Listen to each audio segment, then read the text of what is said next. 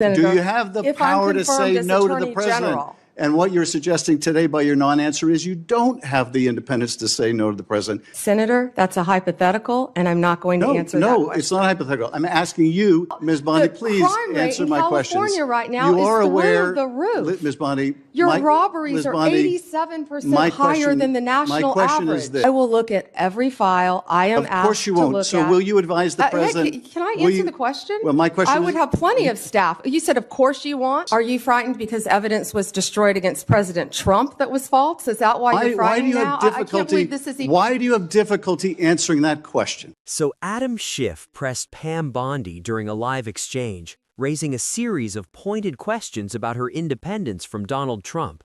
He asked whether credible evidence is required before pursuing an investigation into Jack Smith, whether she would advise against broad pardons for individuals who assaulted police officers, and whether she is willing to deliver difficult truths to the president.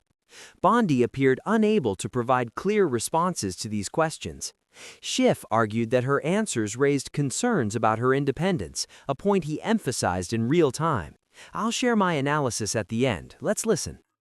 Thank you, Mr. Chairman. Ms. Bondi, as you know, the Supreme Court in Trump versus United States held the president has absolute immunity to commit crimes in certain core areas of the president's responsibility. One of those core areas is the Justice Department. So in a breathtakingly dangerous and irresponsible decision, Justice Roberts and the majority held the president can commit crimes using the Department of Justice and be immune from prosecution. Justice Sotomayor correctly said this new immunity lies about like a loaded weapon. So the fear and the concern we have is that the incoming president will use that loaded weapon, that immunity, to commit crimes through the Department of Justice. And for that reason, it is all the more important that we have an attorney general who has the independence, the strength, the intestinal fortitude to say no to the president when it is necessary. So my first set of questions has to do whether you have the independence to say no when you must say no. And you can say this is hypothetical, but it is not hypothetical. So let me start with one very specific non-hypothetical. The president has said Jack Smith should go to jail. Will you investigate Jack Smith?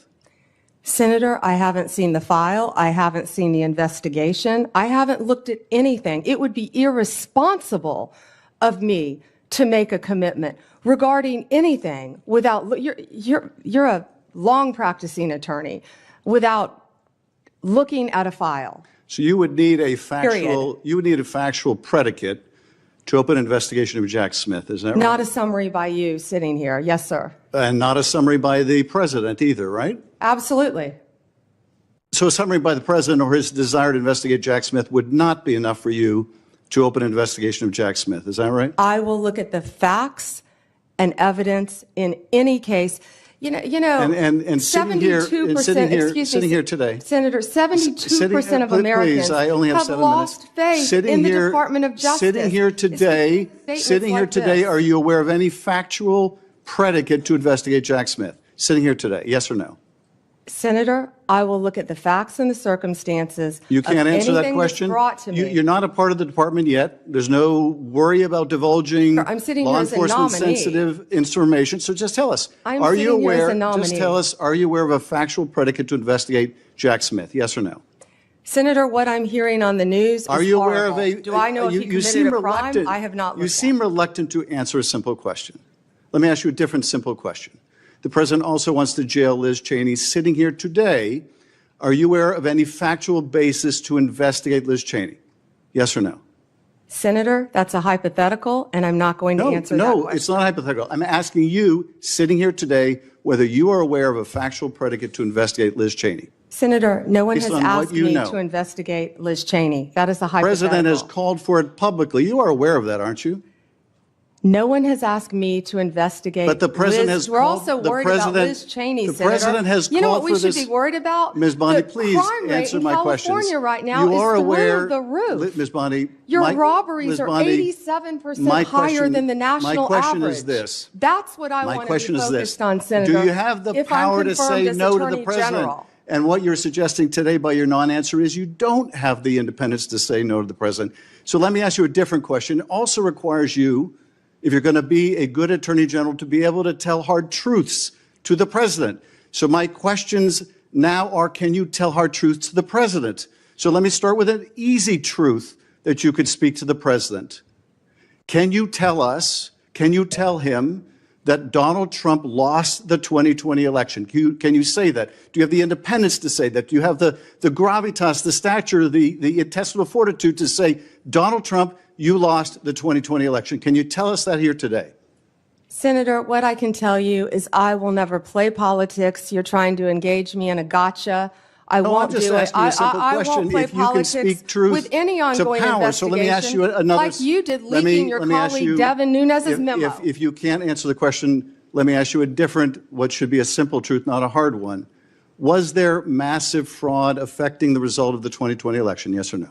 Senator, I'm glad you asked that question. If you'll let me answer what I saw in Pennsylvania. No, I asked a simple question about massive fraud. I can only tell you what I saw in Pennsylvania. I know you want to answer a different question, but my question is, can you tell us whether there was massive fraud affecting the results of the 2020 election? Yes or no? Was there I or can was there tell not? you what I saw when I went That's as an not my, advocate that's to not the my campaign. question. So you can't answer that question. You can't speak that even easy truth to us, let alone to the president. So let me ask you a different question. It will also be important that you give good advice to the president. Are you prepared to advise the president not to pardon people who beat police officers? Senator, as I said, the pardons are at the direction of the president.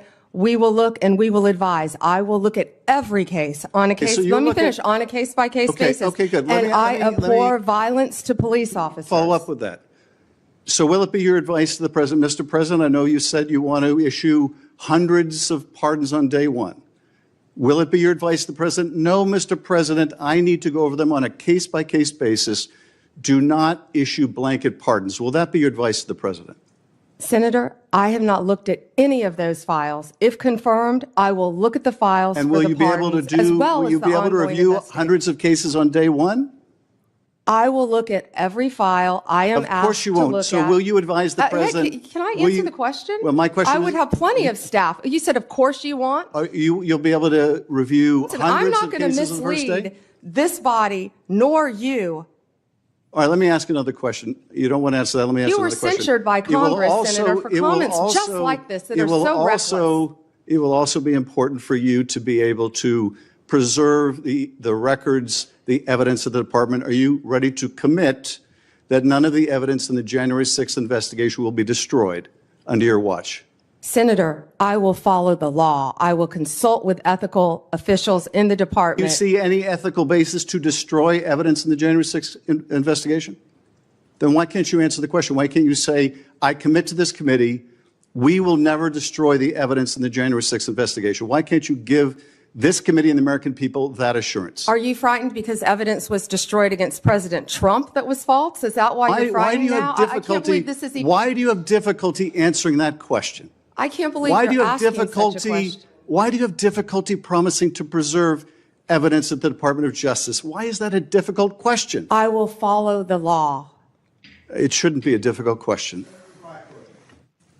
Thank you, Mr. Chairman. Ms. Bondi, I know that you are pleased that we are moving to the end of round one, and we appreciate your being here. Moreover, the situation involving Iran appears even more concerning, as the same administration is being shaped by individuals who may be unwilling to challenge or oppose Donald Trump, raising further questions about internal decision-making and accountability amid an escalating conflict.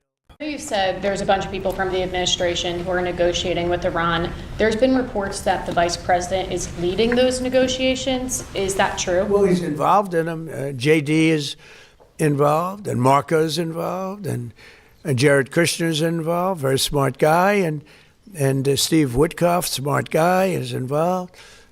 And I'm involved. Why? I'm going to be so big. Oh, I don't want to talk about it. I'm the president of the United States, Tom, and I'm not going to talk about it. It's beneath me to talk about saving millions of lives, because that's what you're talking about. You're talking about saving millions of lives. If Iran had a nuclear weapon, they would have used it. And if I didn't end the horrible Barack Hussein Obama Iran nuclear deal in my first administration, they would have had a nuclear weapon 3 or 4 years ago. They would have used it. I would have never gotten the chance probably to be president. Who knows if what it would have been so devastating. And if we didn't send those beautiful B-2 bombers, they took them off my desk. They were right there. I don't know why. But if we didn't have those beautiful, the B-2 hit, which was so we obliterated, despite CNN. CNN said, well, maybe the word obliteration said, no, we obliterated it, just obliterated their nuclear potential. You would have had them having 2 weeks after that attack, had we not made the attack, they would have had a nuclear weapon. They would have absolutely used it. And they would have used it on the entire Middle East, including Israel.